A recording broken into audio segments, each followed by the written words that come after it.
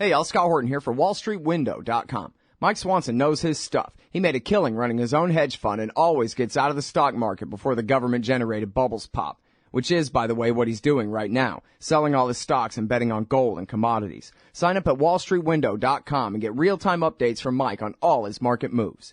It's hard to know how to protect your savings and earn a good return in an economy like this. Mike Swanson can help. Follow along on paper and see for yourself. WallStreetWindow.com. All right, you guys, welcome back to the show.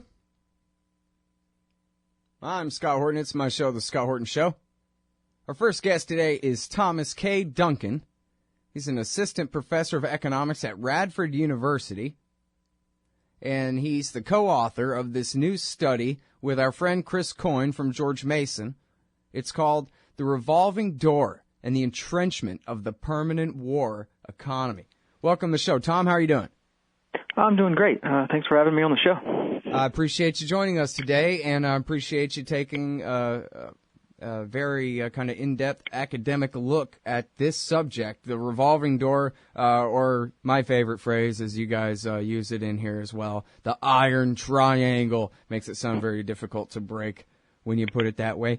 But let's start with the way that you start the paper. You actually found a quote from I don't know who that's just a great way to say it, I think, about how the military-industrial complex is not a conspiracy. It's not a conspiracy theory, but it's not a conspiracy either.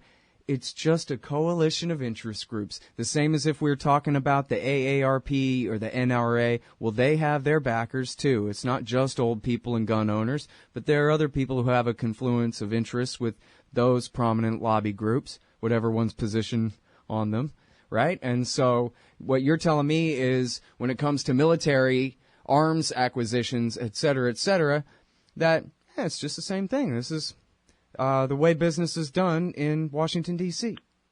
Yeah, I mean, that's right. That's a quote by Walter Adams, which, he was a fantastic writer on this, too. But, yeah, there's nothing particularly different about business in the military, except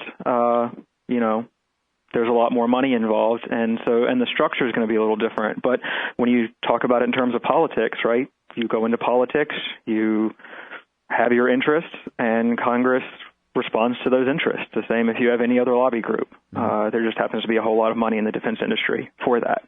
Right. The thing is about it is people, I think, reject it because it sounds so cynical. If you're pushing for more benefits for old people or something, well, unless you're a real budget hawk, no harm, no foul, right? But if people are saying, lobbying or have kind of conflicts of interest in profiting off of wars and threats of wars, then that sounds on its face like an immoral kind of thing to do that normal people wouldn't do. And so it sounds like you're making a pretty severe accusation of corruption against people for doing something like that. In fact, I'll give you an example where, and I've been at this for years and years, but the first time I interviewed someone about the hydrogen bomb industrial complex and how much money Honeywell and the rest of them spend lobbying for more H-bombs.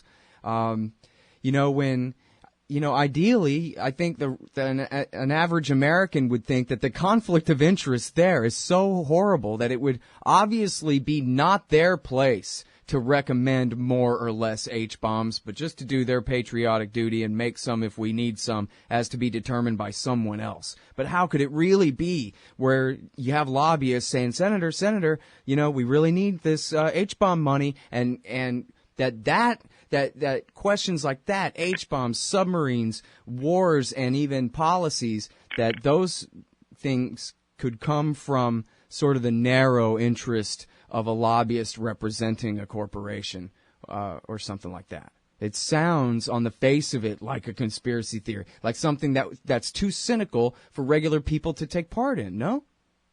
Well, it can sound like that, but Chris and I in this paper, and we stress it, we actually state it very plainly. There's nothing illegal about what's going on, right? It really is just business as normal. It does have some negative consequences, right? Like, the title of the paper is The Entrenchment of the Permanent War Economy, which is, what happens when you don't have a true market for defense, right? Who gets to determine how many of those bombs get made or how many tanks get made? Well, it's some guy that's doing the procurement, contracts. And how does he determine what he wants to make? Well, because we don't have a real market system, right? I can't go to the store and buy tanks. And so someone has to make that decision. And so how does that decision get made? Well, what we tend to rely on, at least in the defense sector, is expert advice, right? So you go to the expert and you say, what's the value of this product? Should we make this product? And is it going to be worth the cost? How many lives are going to be saved? Well, what kind of person is going to be able to give you some feedback on that? Well, the military, right? And so who do you go to for expert advice? You go to the military, and then you say, hey, would you like this really nice tank that might save your lives? Well, it gets really difficult for the military to say no to things like that. And that sort of starts the system, which is I'm going to ask people that have military contacts or have been in the military or have worked with the military, do you want these military goods? And then you start a relationship. Those people move into Congress, or they move into being lobbyists, or they move into the defense firms, right? And then basically what you're doing over time is solidifying this relationship so that everyone has some military background and has some military interest.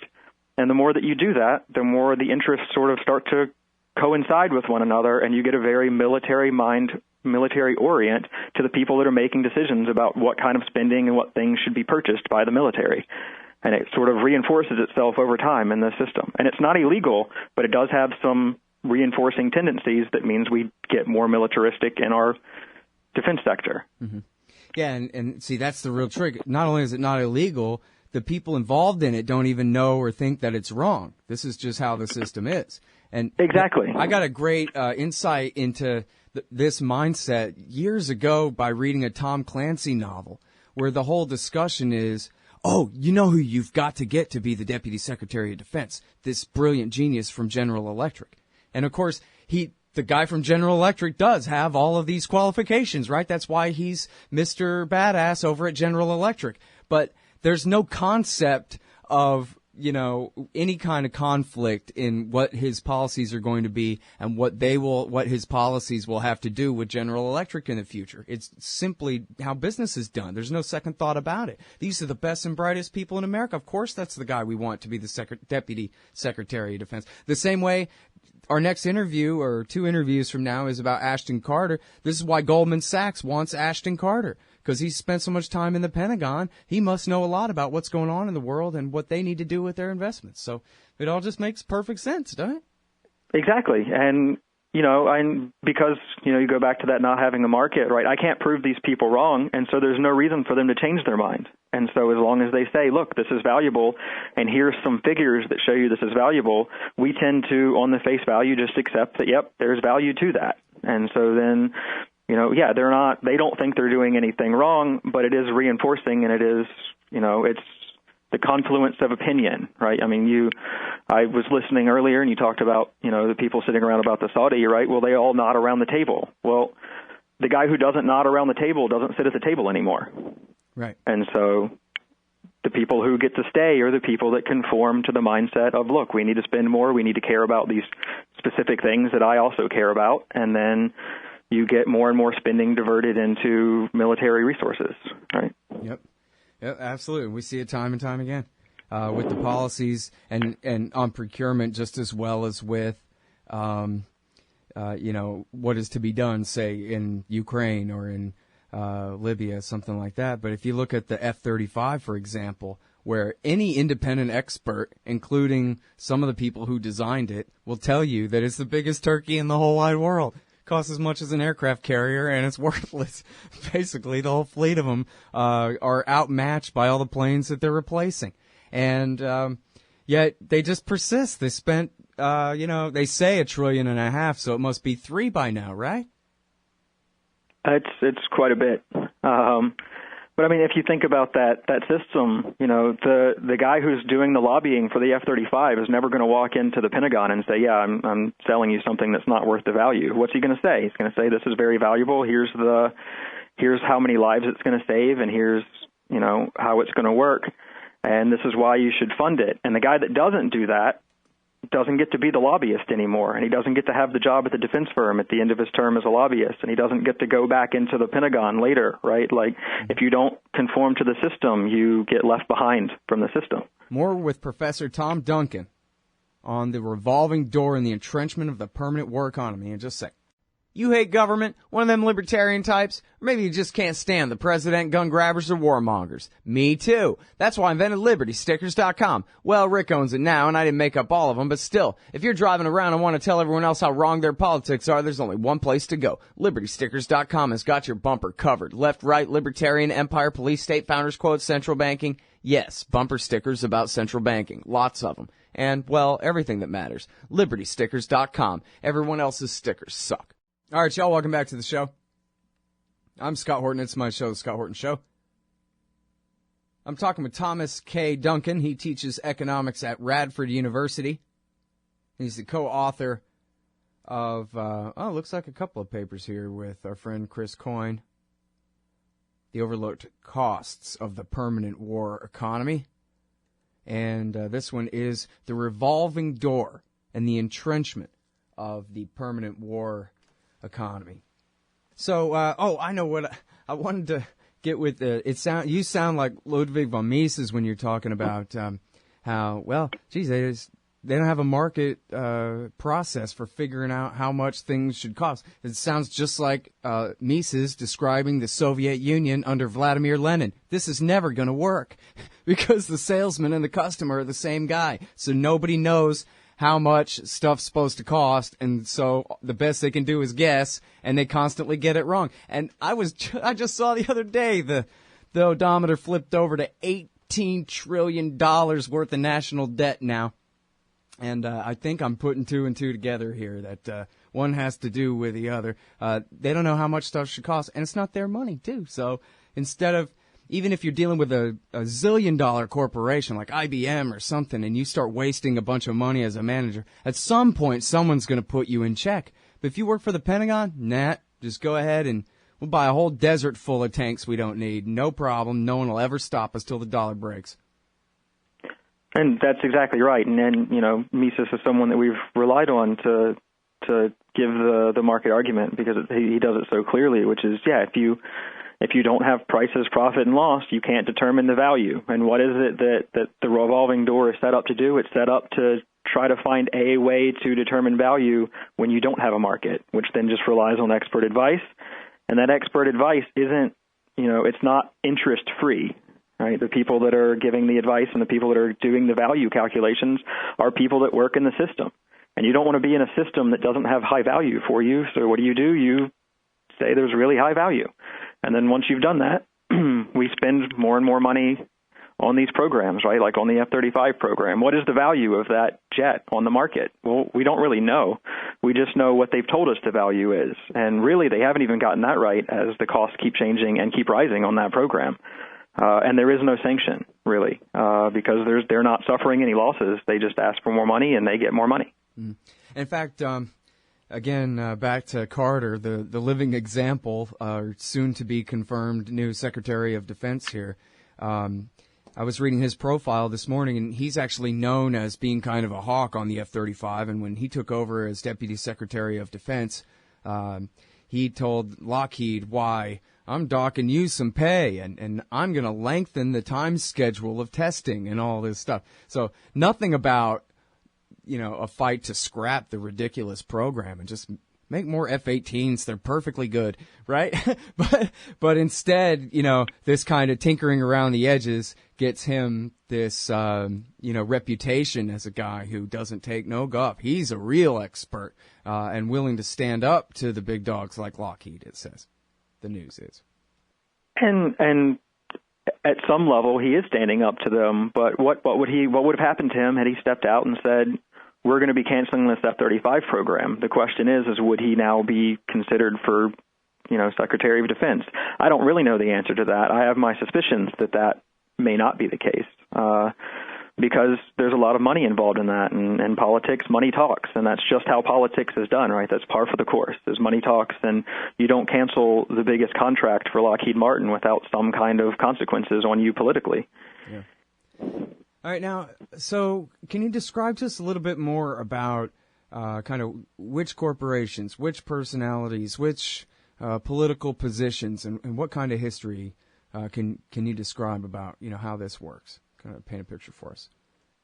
Well, I mean, this works on all the defense industries. Northrop Grumman, Lockheed Martin. If you look at the boards of these places, the people that are higher ups on the boards and on their executive committees, they all have military contacts. They all came out of, they're four-star retired generals and et cetera, right? They recruit these people because they have knowledge of the programs, of the weapons programs, of the needs for the military, right? What does the military say it needs? Well, generals have access to that information, and they retain their contacts through the Pentagon and through the congressional procurement system. And so really, if you look at across the board of any of these groups, they all have someone that has defense. And that makes perfect sense, right? Because you want to work in a defense industry, you should hire some people that have connections to defense. And so again, it's just sort of the natural course of the system. But what happens is, I don't have any price sanctioning, as we talked about, and so, I know I'm General so-and-so that works for Northrop, and I have friends that work at the Pentagon, and I have friends that work in Congress. Well, I'm going to use those connections to get a good, lucrative contract for Northrop. Right, and so not to single them out, right? This is par for the course for every industry, and so it's a system-wide problem. It's not a firm problem. It's the system. The whole defense sector operates in this manner, and so what we call for is more oversight. And so how do you get more oversight on this problem? Well, if what you're trying to do is say, is this project more valuable, you have to bring in an expert that can tell you whether or not this is more valuable, and all you've done is move the problem up to the next level of the system. So it's a systemic problem that needs to be addressed, which may require more drastic changes into the way that we do procurement and make defense decisions. Mm-hmm. Now, it seems like one real problematic thing in all this, something that seems to me overtly cynical, is when you see the oil companies, but especially the military-industrial complex firms, donating millions of dollars to the, dozens now of different little mini Council on Foreign Relations is pushing their own aggressive foreign policy hither, there, and everywhere else. You look at, the Project for a New American Century of the Republicans or the Center for a New American Security of the Democrats. It's all just Lockheed fronts, and all they can ever do is think of things that need doing. Never should we, maybe global policing isn't working out for us or anything like that. And it's just as simple as can be. You just look, and it's right on their website. Here's who all gave us money, and it's the guys who are making the bombs. Absolutely. And so you can say that there's some untoward action about that, but what you can also say is, just imagine if a whole group of people that work in banking finance get together in a room, what are they going to do? They're going to sit around and they're going to think about problems with the banking system and where do we need to throw money at and where do we need to do that, right? It's the natural course of having these opinions start to sort of coincide with one another, because if you're not in the military mindset, you don't stay long in the military-industrial complex. And so the more you get these people around, the more they look around the world and they say, look, here are problems that we can solve, and then they talk with one another, and of course, right, of course we can solve this. Mm-hmm. We're very smart people, and they are very smart people. And so we're very smart people, and so we know that we have the military, and if we have a little bit more military, we can do more things with it, and everyone agrees with that, right? You get the nodding heads around the table. And the guy that disagrees doesn't stay. And so, it's a natural course that we're going to look for more threats and more things to do. And it just happens that while we're doing that, we also get paid really well. And so you get sort of all of the interest going into let's find additional threats and let's handle additional threats and let's make money doing it. Right. All right. Now, so just how distorted is the American permanent warfare economy that we've had ever since World War II? Is there a way to illustrate just how big the snapback would be if all of a sudden all these people had to get real jobs? So that gets pretty complicated. I know that Chris was on your show recently, or earlier a few years ago, talking about the overlooked costs paper that he and I wrote together. And so basically what you're looking at is the counterfactual, which is what would all of those resources otherwise have done. And there's not a great answer to that, as saying, we'd have a whole lot more, car factories or whatever. We might. And so I don't know exactly what that would look like, but we do know that we've been spending pretty excessively in defense since the end of World War II. So, you've got decades of high spending, Cold War spending, now terrorism spending, anti-terrorism spending, right? All the wars that we did in Afghanistan and Iraq, right? We have all of that spending that could have been used towards more productive things. And what would those have looked like? I don't know, but you have to start imagining that they might be a pretty significant difference from where we would have otherwise been. Yep. All right. Well said. Thank you very much for your time. I sure appreciate it. Well, thanks for having me on the show. All right, so that's Thomas K. Duncan. He's at Radford University teaching economics there. He's got a couple of papers co-written with our friend Chris Coyne. This one is The Revolving Door and the Entrenchment of the Permanent War Economy. We'll be right back. Hey, all Scott here. If you're like me, you need coffee. Lots of it. And you probably prefer it tastes good, too. Well, let me tell you about Darren's Coffee Company at darrenscoffee.com. Darren Marion is a natural entrepreneur who decided to leave his corporate job and strike out on his own, making great coffee. And Darren's Coffee is now delivering right to your door. Darren gets his beans direct from farmers around the world. All specialty, premium grade with no filler. Hey, the man just wants everyone to have a chance to taste this great coffee. darrenscoffee.com. Use promo code Scott and you get free shipping. darrenscoffee.com. Oh, John Kerry's Mideast peace talks have gone nowhere. Hey, all Scott Horton here for the Council for the National Interest at councilforthenationalinterest.org. U.S. military and financial support for Israel's permanent occupations of the West Bank and Gaza Strip is immoral, and it threatens national security by helping generate terrorist attacks against our country. And face it, it's bad for Israel, too. Without our unlimited support, they would have much more incentive to reach a lasting peace with their neighbors. It's past time for us to make our government stop making matters worse. Help support CNI at councilforthenationalinterest.org. Hey, all Scott Horton here. It's always safe to say that one should keep at least some of your savings in precious metals as a hedge against inflation.